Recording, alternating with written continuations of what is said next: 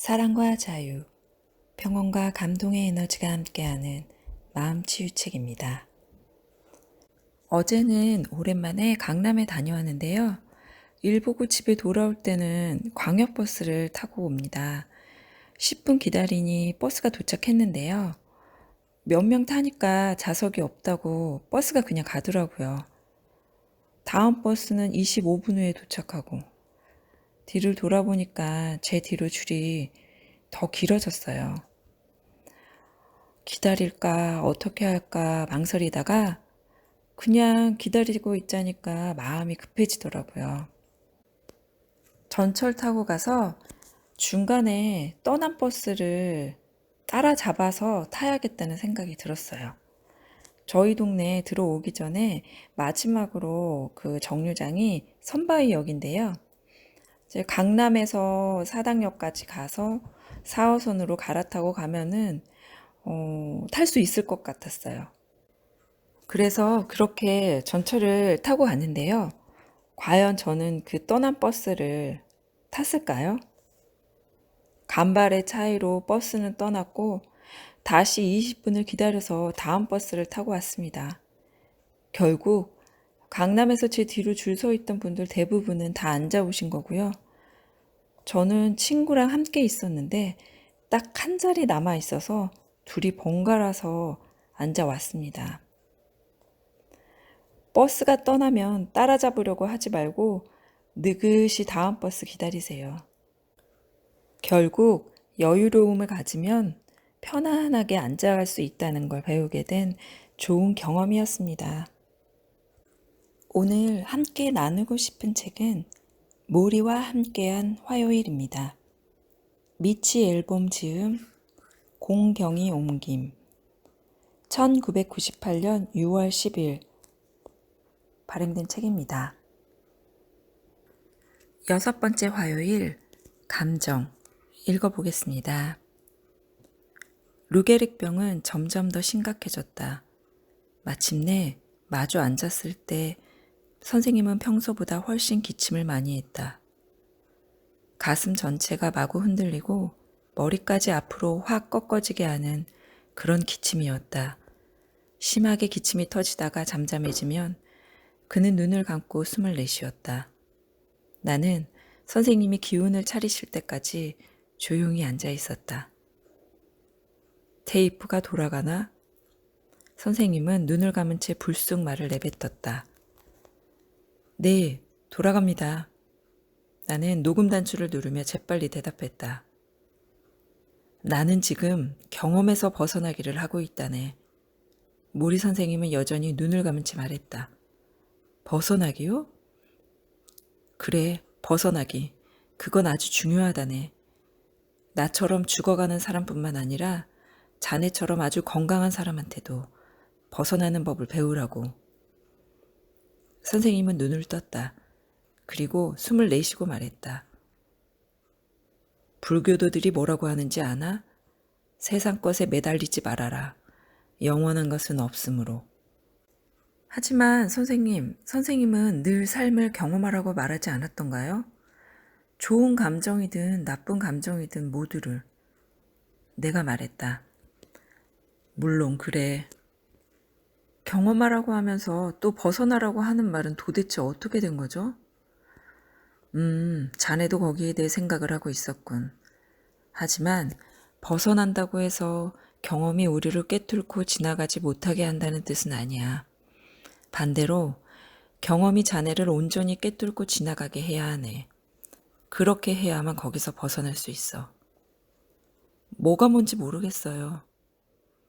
어떤 감정이든 결코 그것에 초연할 수는 없어.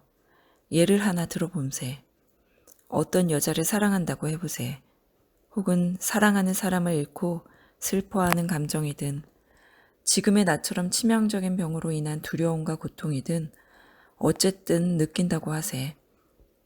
우리가 감정을 자제하면 즉 그 감정들이 자신을 온전히 꿰뚫고 지나가게 하지 못하면 겁내느라 정신이 없어지고만 해. 고통이 겁나고 슬픔이 겁나지. 또 사랑에 뒤따르는 약해지는 마음이 겁나네. 목이 마른지 물을 한 모금 마시며 그는 계속한다.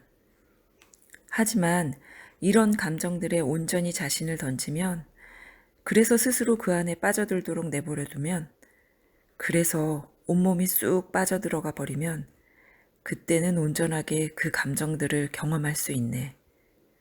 고통이 뭔지 알게 되지. 사랑이 뭔지 알게 되네. 슬픔이 뭔지 알게 되네. 그럼 그때서야 이렇게 말할 수 있지. 좋아, 난 지금껏 그 감정을 충분히 경험했어. 이젠 그 감정을 너무도 잘 알아. 그럼 이젠 잠시 그 감정에서 벗어날 필요가 있겠군. 이라고 말이야. 모리 선생님은 말을 멈추고 나를 건너다 보았다. 아마 내가 제대로 알아들었나 확인하기 위해서였을 것이다. 이 이야기가 죽어가는 것하고만 상관 있는 이야기라고 생각되겠지. 하지만 내가 지금껏 얘기해온 것과 비슷한 이야기야. 어떻게 죽어야 할지 배우게 되면 어떻게 살아야 할지도 깨닫게 되지. 선생님은 가장 두려운 순간에 대해서 말했다. 숨을 들이쉬다가 가슴이 탁 막혀버리는 느낌에 맛보일 때, 혹은 다음 숨이 어디서 나올지 확신할 수 없을 때가 가장 무섭다고 했다. 그럴 때 처음 느껴지는 감정은 두려움, 공포, 초조함이라고 했다. 하지만 일단 이런 느낌과 감촉, 그 축축함과 오싹함이 머리에 확 솟아오름을 인식하고 난 후에는 좋아, 그래 겁난다 겁나. 알았으니까 이제 여기서 빠져나가자. 빠져나가자고. 라고 말할 수 있다고 했다. 이런 일상생활에서도 이런 태도가 필요하다는 생각이 들었다. 우리는 얼마나 외로운가. 어떤 때는 눈물이 날 정도로 쓸쓸하지만 울어선 안 되기 때문에 눈물을 흘리지 않는다. 혹은 상대에게 사랑의 솟아남을 느끼면서도 그렇게 말하면 관계가 변할까봐 두려워서 입을 꼭 다물어 버린다. 모리 선생님의 접근법은 완전히 반대였다. 수도꼭지를 틀어놓고 감정으로 세수를 한다. 그렇게 하면 마음이 상하지 않는다.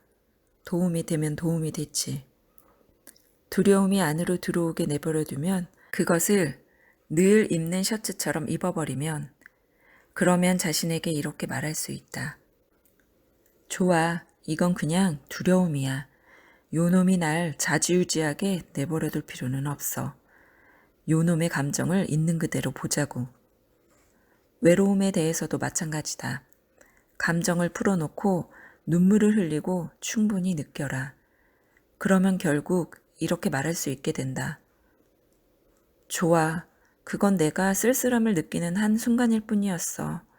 난 쓸쓸함을 느끼는 게 두렵지 않아. 하지만 지금은 옆으로 밀어놓고 이 세상에 있는 또 다른 감정을 맛봐야겠어. 다른 것들도 경험해 봐야지. 난 놀란 얼굴을 하고 그를 쳐다본다. 벗어나라고 모리 선생님은 다시 말했다. 그리고 눈을 감고 기침을 해댔다. 그리고 또 기침을 해댔다. 또 더 크게 기침. 마침내 속삭이는 소리로 선생님은 말했다. 내가 어떻게 죽고 싶은지 아나? 나는 침묵하며 기다렸다. 평온하게 죽고 싶네. 평화롭게. 방금처럼 그렇게는 아니야. 벗어나기가 힘을 발휘하는 때는 바로 이때야. 방금처럼 기침을 해대다가 죽는다면 난 그 두려움에서 벗어날 필요가 있어. 그럴 때 지금 이 순간 나는 이 두려움에서 벗어나야 한다고 말할 필요가 있지. 근신스러운 내 얼굴을 보며 선생님은 말을 이어나갔다. 공포 속에서 세상을 떠나고 싶지 않아. 무슨 일이 일어나는지 알고 받아들이고 평화로운 곳에 이르고 노연하고 싶네. 이해가 되나? 나는 고개를 끄덕였다. 하지만 아직은 노연하지 마세요. 나는 재빨리 덧붙였다. 선생님은 억지로 웃었다. 그래, 아직은 안 되지. 아직 우리에겐 해야 할 일이 남아있으니까. 어떠셨나요? 수도꼭지를 틀어놓고 감정으로 세수를 한다. 그렇게 하면 마음이 상하지 않는다. 이 말이 굉장히 인상적이었는데요. 오늘 만나게 되는 감정이 이왕이면 기쁨이나 즐거움의 감정이었으면 좋겠습니다. 기쁨과 조화, 평화와 감탄의 하루 마음치유책과 함께합니다. 사랑합니다. 축복합니다.